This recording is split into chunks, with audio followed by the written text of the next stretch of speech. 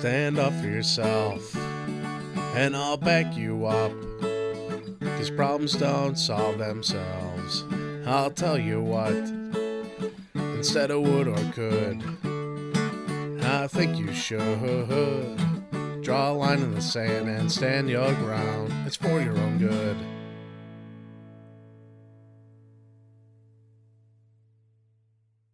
In a city by the lake is a town of Brunswick, Ohio, an access studio tucked off the main street with a flickering street lamp that in the morning's dew sun suggests hope. A place for us to settle into, a place for us to talk and share. As the orange rising sun comes up, this is evident. This is a place where we will share and see the possibilities. Welcome to The Voice of Families and Addiction, a podcast giving families dealing with addiction their voice. Hello, my name is Roy Poyan. I'm a licensed chemical dependency counselor assistant and a certified mental health coach. I'm also the director of Families Impacted by Opioids, a non-for-profit 501c. We provide education for families dealing with substance use disorders, which is the purpose of our podcast and you joining us today.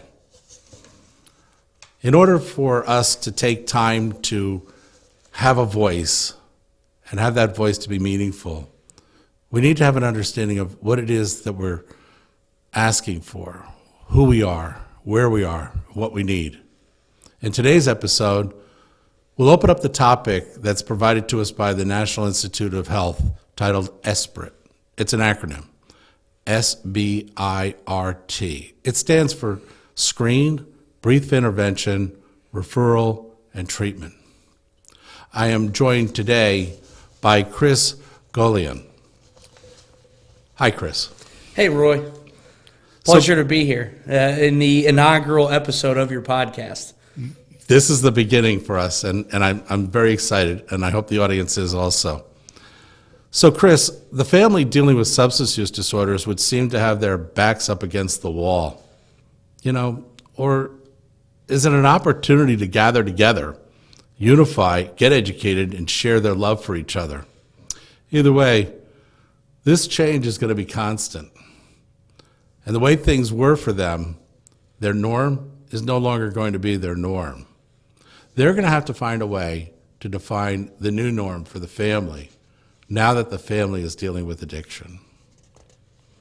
Yeah, and that's certainly a daunting task. I mean, that's no easy thing to figure out. It's a confusing time, and along the way in this podcast, I mean, you're going to kind of step-by-step process on, all right, how do we do this? Mm-hmm. Where do we start? Because ultimately, that's the most difficult part, is to start. It's the most important part, but it's also the most difficult, is where do we start? And so here, I think with this acronym and this line of thinking, this is a great place to begin this whole process. I agree. Yeah, it's interesting because when we look at the family dynamic, the family is a system. We start out by saying, okay, well, really there's a family unit, and it has a system in which it kind of like functions. And each of the people that are in the system has a potential to contribute to the family. And that's called a family dynamic in the way that they contribute for each other's benefit and theirs. But if we don't know where to begin, and most of us don't, I mean, let's face it, it's not like when we were in high school, somebody sat us down and said, hey, if you run into a family member who's dealing with addiction, here's how you get started. First of all, we're frightened. Second of all, we're angry. We're very angry. I know from lived experience. And with that, you tend to sit and take a step back into yourself. And that's probably what we don't want to do. But the reason that we do that is we're not sure how to respond. So the best way to deal with it is to first retract and figure things out. That's where their voice gets formed. A voice that they can then say to the public, we're dealing with this, and we don't know what exactly we should be doing. but we know we don't like it. We know we want it to change. And for whatever reasons, we know that we want it to go away. Unfortunately, Chris, it's not going to go away. Right, and this is something that takes action. And that's the, from our brief pre-show discussion here about this topic and what we're going to do today, that's the good part about this, is that there is a process and there is a way to take that action. And you have it clearly defined here. But yeah, you've got to do something. We talked about, the introduction here, you got to start. Okay, that's great, you're starting. But now, okay, where are we going to move from there? What are we going to do to start? That's the big thing.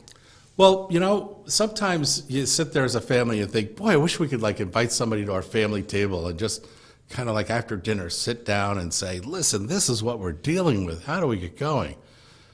The National Institute of Health has done some studies with other private entities and public entities, and they've empirically, meaning they've proven out with science and measurements and criteria, what is the most successful way to do it? It's empirically proven. And S.BIRT, S.B.I.R.T, an acronym for screen, brief intervention, referral, and treatment, is really what they've decided would be optimal for us to respond to. So they've given this to the medical communities. Okay, they've given this to the social worker in the ER to say, okay, you came to us with an overdose, and we're talking to you now out in the waiting room, and we're trying to get the family organized and thinking, okay, there is a next step. Now let's kind of get ready for this. A doctor might be sitting in his office reviewing a case and sees that there's a possibility that there's addiction going on, not quite sure. He's going to want to use a screening tool. You know what, Chris? That same screening tool can be used by the family. They just need to know how to get it, in front of them, and then a little bit more about what the expectation is when they go to use it. So what we want to do is we want to introduce the first of the acronym S, and that's going to be the screening tool for a tool that's titled Michigan Alcohol Screening Tool. MAST is the acronym. And the MAST screening tool is a selection of 22 questions that are asked of the person, and they just go through these questions, and it starts to help them to understand a little bit about, so this is who you are according to this, studied tool, and we know it doesn't lie to us. It only is a mirror for us, and it tells us this is where we are right now, because we are the ones that filled it out. Somebody didn't fill it out for us.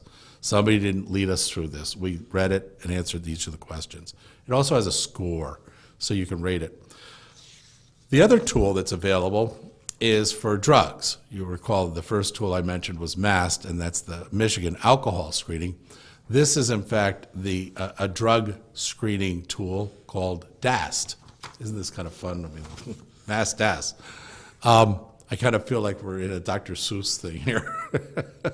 But with that in mind, all seriousness, now we're talking of about 28 questions, and each of these questions are not weighted, but they help you to identify, are we characteristically behaving in a way that would suggest we need to take a closer look. With this as the screening tool, all this really does is it helps us to understand what's happening right now. It doesn't provide an assessment. You cannot create a diagnostic off of this. That's not its purpose. Its purpose is to lead you further into the S.BIRT. So now we're moving from the S in S.BIRT to the B and the I. And that stands for brief intervention. And it's just what it says it is. It is a brief intervention or a brief kind of dialogue of, well, okay, your screening suggests that there's a situation going on here that might require more of a clinical look. And that being the case, we're going to start to look at another acronym called FRAME. And the FRAME helps us to kind of shore up what is in a brief intervention. Well, for one, feedback is the first F of FRAME, feedback. And feedback is you're going to start off by saying, this is harmful for you. Now, from the screening, we see that you've got this situation, and we just want to be honest. this is really harmful for you, and I hate to see you in this situation. This could have medical implications. You could lose your job. You could lose your family. There's all kinds of fallouts by continuing with this condition that you're in. The R in frame is responsibility. Believe it or not, we have to be reminded that nobody's going to be able to do this for you. Nobody's going to sit down and say, listen, if you do 1, 2, and 3, you'll be good. That is so individually tailored when we talk about rehabilitation that we want to approach them with a model, but the model has to have a very high degree of flexibility to it, and these do typically, so that's good news. But the responsibility has to be stated. John, Allison, the responsibility is yours. We could be there with you, and we will be, but you have to be the one that makes this change take place. And then A in frame, that's where we're giving advice. And the advice that we're called to give is the best thing for you to do is for us to start to take a look at treatment centers here in the area and what's going to work best for you. There's a multitude of levels in the treatment centers that would ask us to say which level is right for you. Matter of fact, there is a program called ASAM, and that stands for the American Substance Abuse Medicine. And what that does is it actually provides an algorithm for the treatment centers to follow when a person comes in at a certain level. ASAM helps the clinician decide, does he go into residential? Does he go into partial hospitalization?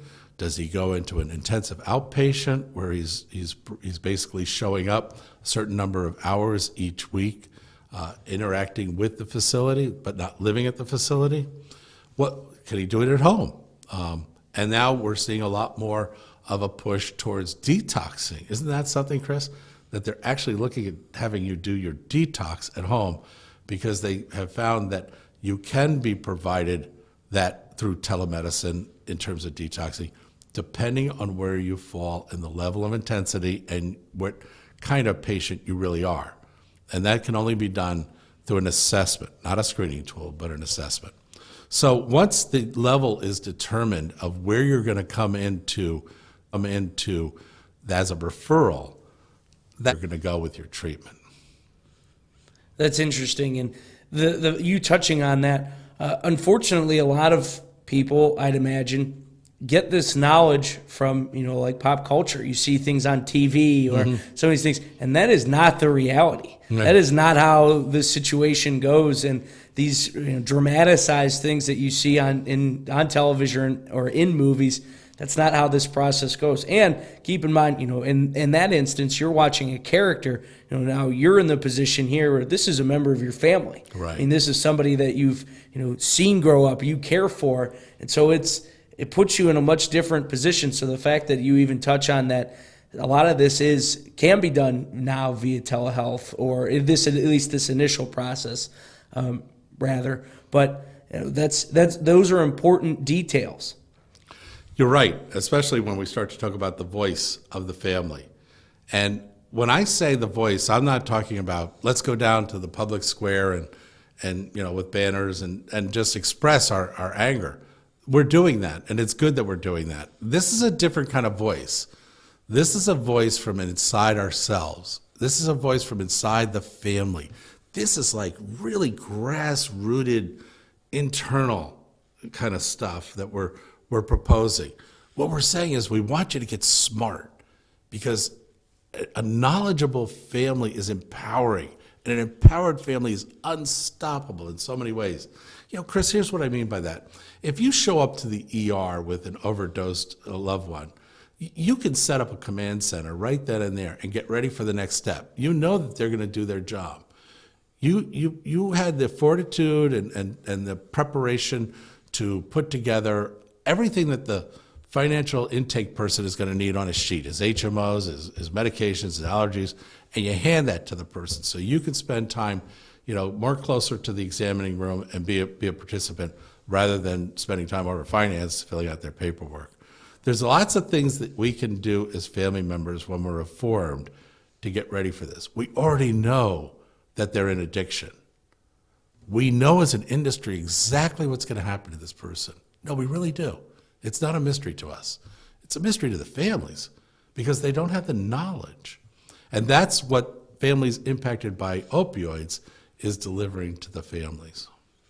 Right, and you touch on that, and it really is true. It's an old adage, but it's a true adage that knowledge is power. Yes. And that's a big part of what you're trying to do and what you will be doing with these programs, with this show, is providing that knowledge. Because with that knowledge is power. You have the ability to make the impact, and not just any impact, but a lasting one, an important one.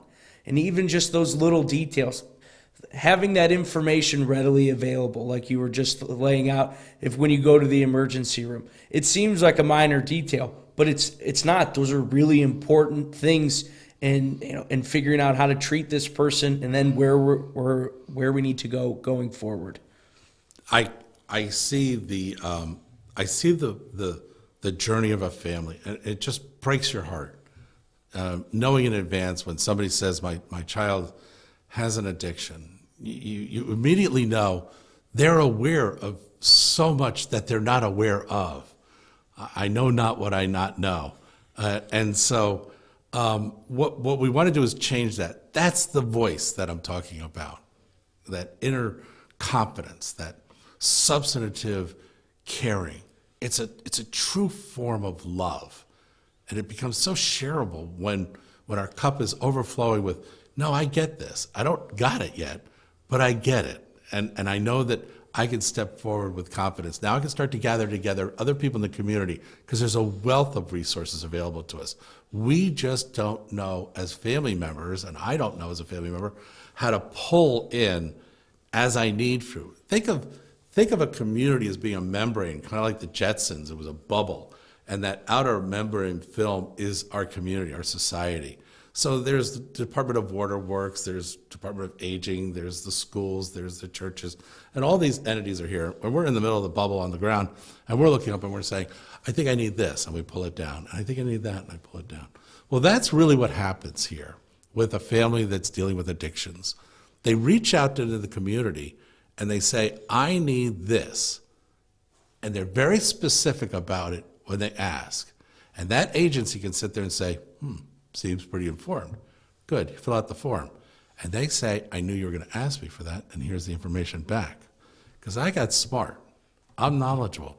That's the level that we can be at. That's the level that we need to be at. That's the voice playing itself out. So with that in mind, then, the other part of FRAME is you have a menu of choices. Miller and Rolnick are psychologists, and they developed something called a motivational interviewing. And in MI, it's a very valued place for the family to be for themselves when they understand what the choices are. So many times I've suggested to somebody, you need to start looking for a treatment center. You've got somebody who's addicted. And they'll say immediately, almost a knee-jerk, they're not ready for that. Yeah, but you need to be. I'm not talking about them. Everything that we're going to talk about is not going to be about the person who's dealing with substance use disorder. We're all focused on the family members and strengthening them. In fact, the family would benefit by starting to talk about recovery. In everything that you talk about to this person, it should be about recovery. Don't spend time talking about, we're planning a trip to Hawaii, or what are we going to do over Thanksgiving? The conversations should always be, until they're in recovery, about getting to recovery. It's kind of one of these, that's something to think about. But what I want to talk to you today about, Bill, is how are we going to get over to recovery? And when that is repetitively repeated, and they see that they're always going to press up against this barrier, they're going to start to realize it's their new reality. They got to deal with this. Because the family is knowledgeable. They actually talked to the recovery group. They actually talked to the admissions person. The admissions person, in preparation, gave them the admissions documents that they're going to need to complete. They've already completed those documents, and they are ready to go. That's where we want the families. And in that kind of preparation, they will say more confidently, because the person that's dealing with addiction is always looking for that weak, that little space that they can kind of squeeze into and buy themselves some more time in order that they can keep using. So what we're doing is we're closing the gap on what we don't know. Ignorance gives oxygen to the drug addiction and drug epidemic. Knowledge suffocates that ignorance. So wherever this drug goes, to the schools, to work, into our churches, this drug permeates all aspects of our life. We need for knowledge to go there. And I am sorry to say, the government is not going to do that for us. Okay, so we have to do it, Chris. We have to be the ones that take continence in ourselves and have a voice, either outside or within our family, and say, no, we're not going to take this anymore.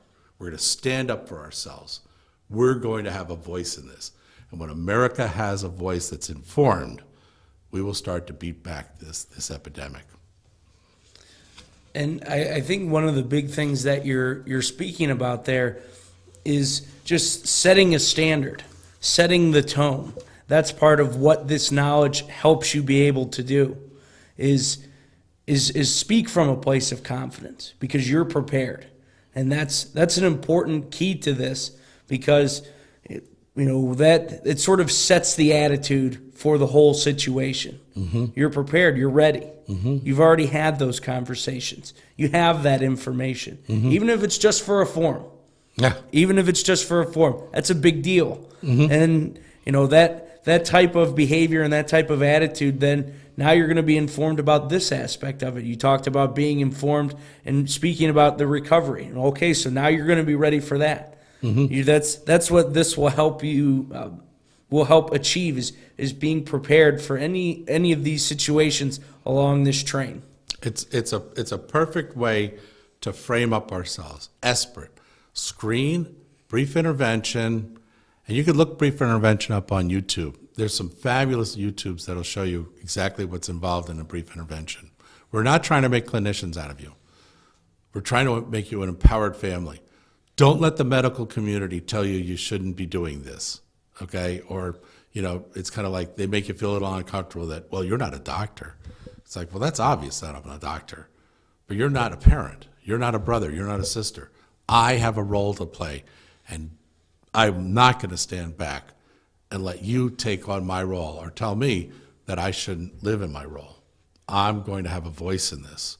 American families need to have a voice in this. The cartels are delighted that they're able to use our children in order to bring it over the border, and that they're able to use our children in places like Huntsville and Flagstaff to break down these vehicles of 75 kilos into 35 kilos to then send up the highway to Cleveland and Pittsburgh and other cities, to then be broken down. They're using our children to break this down inside of these broken down and suburban houses.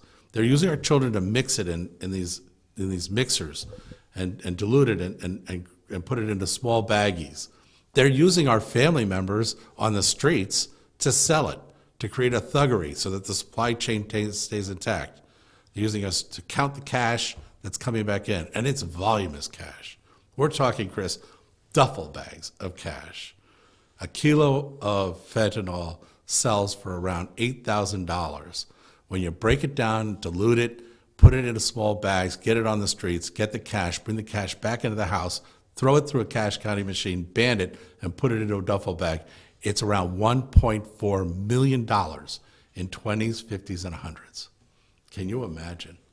That duffel bag then gets picked up by the same routing system that brought in the fentanyl, and it goes back through the same chain. A little bit of cash is taken out at each stage so those people can get their pay, and then the final duffel bag shows up down in the Sentinel community in Mexico to the cartel.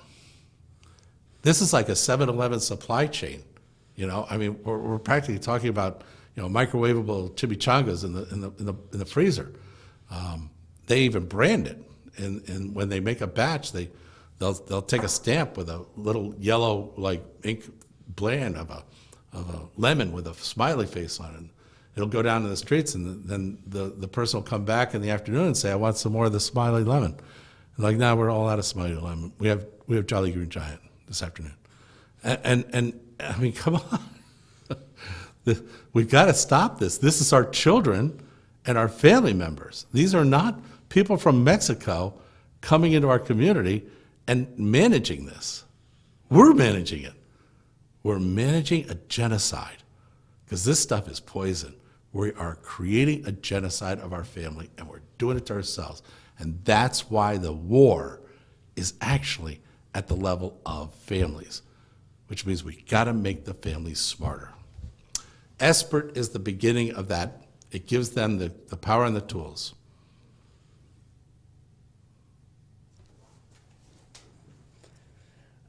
Yeah, and that's and like you were describing, this is impacting communities and your family, and this, we said it, I'll say it again. I mean, and knowledge is power. So the only way to start combating these things is by, increasing that knowledge level, figuring out what your role is in all of this, because much like anything else, you do have one. You do have a role, but figuring out what that role is and how to best function in that role is incredibly important. I want to thank you for joining us today. Chris, thank you very much for your insights. And in so presenting this to you, you can count that we will continue our dialogue with you. We will give you that voice. It'll be yours to then use. But we will support it with other types of media, other types of content. We're going to take you through every issue you're going to face as a family. Guess what? We know exactly what you're going to experience. And in many cases, we know the timeline that you're going to experience it in. So we figured all this out. We just haven't boiled it down to kind of a curriculum that you can then gain access to and then thereby become smarter at what you're doing. But the beginning of that is available to you, and we'll introduce that to you in later episodes, how to access that type and level of curriculum.